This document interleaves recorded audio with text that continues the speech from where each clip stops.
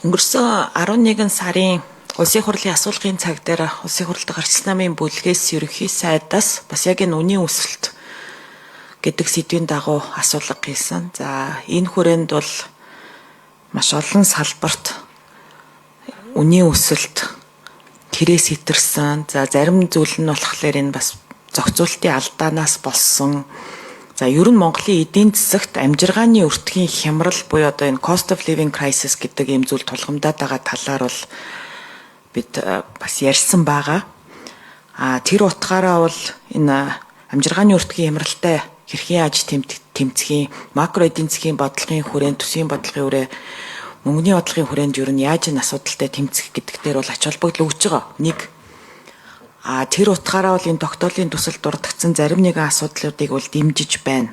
Нөгөө талаас сая Цоронзон болд гишүүний хэлдгээр хэтэрхий ерөнхий угаасаа тухайн байгууллагуудын ажлын чиг үүрэгт багтсан за гүйцэтгэх засаглалыг хариуцах шинж чанартай ийм агуулгууд багтсан нь улсын хурлаас ийм тогтоолууд бид нар батлаад тахлаар одоо юу гэдгийг дараагийн тогтоолын хэрэгжилтэнд хяналт тавих боломжгүй хит ерөнхий гүйцэтгэлийг нь одоо хянах тогтоолынхаа хэрэгжилтийг дүгнэх тийм одоо KPI байхгүй ийм нөхцөл байдал руу оруулж байна гэсэн нэг завинал байна.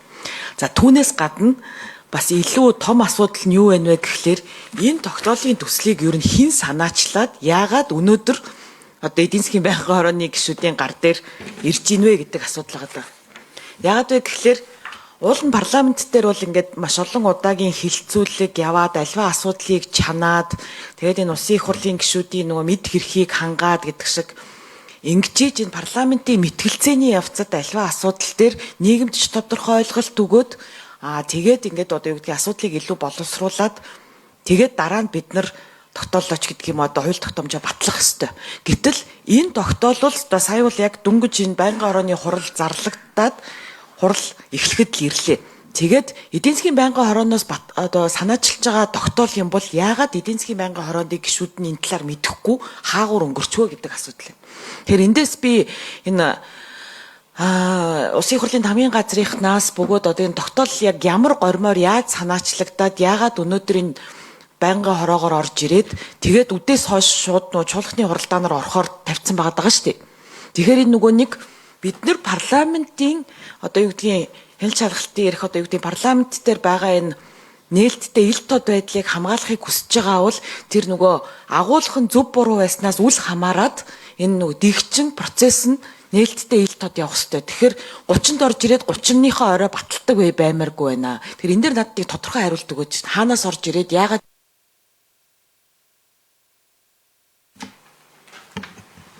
Тимүүлэн дээрх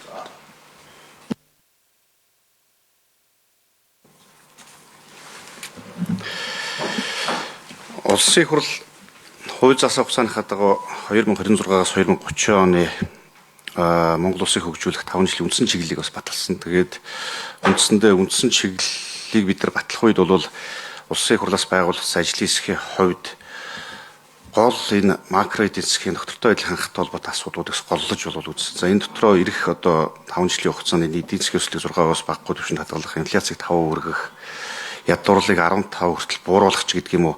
Энэ гол одоо бас эдийн засгийн макро эдийн засгийн параметрууд бол бас голлож энэ чинь одоо ажилласан.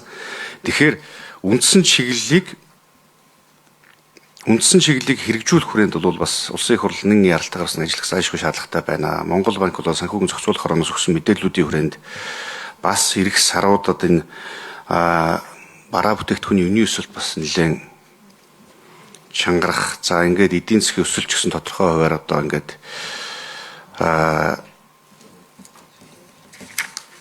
нөлөөлөх ийм зүйлүүд бол бас голлож харагдаад байгаа. Тэгэхээр бид нар бол очиж болсгүй эрсдлийг одоо илүү харж за одоогийн макро эдийн засгийн нөхцөл байдлаар бас нэг бодит дүн шинжилгээ хийж улсын их хурл бас илүү санаачлагтай ажиллах шаардлагатай байна гэсэн чиглэлийг бол бас ингээд улсын их хурлын даргаас бол өгсөн.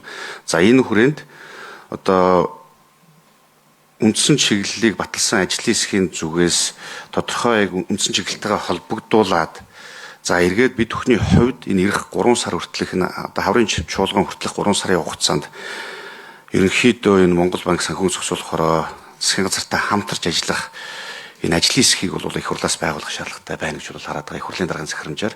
За энэ хүрээнд эрчимжүүлэх хүрээнд бол саяын тэр энэ чиглэл болгож байгаа энэ 20 орчим заалт бүхий энэ тогтоолын төслийг бол бас ингээд босруулж орж ирсэн. Тэгэхээр энэ тогтоолын төсөл маань үндсэн гол агуулга уялдаа холбоо маань бол үндсэн чиглэлтэйгээ шууд уялдаж холбогдож байгаа. Энэ дотроо одоо бид нар бас аль болох энэ бодлогын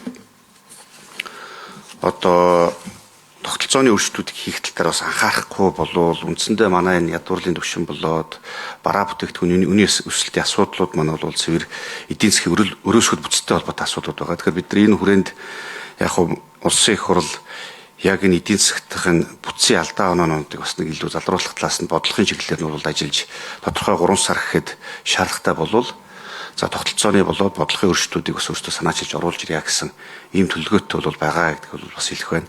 За мэдээж цаг хугацаа бас нэлээд жоохон шахуудхан хүрээнд холбогдох манай эдийн засаг за төсвийн байнгын ороо болоод аюулгүй байдлын байнгын орооны референт болоод одоо байнгын орон дарганы түвшинд бас бид нар ингээд ажиллаад ерөнхийн саналыг бол та бүхэнд одоо бодлого болгож бас ингээд оруулж ирж байгаа. Тэгэхээр энэ зөвхөн зүгээр тогтоолгороо зогсох биш, ирэх хаврын чуулган хүртэл ингээд эрчимтэйгээрс ингээд ажиллах зайлшгүй шаардлага байна гэж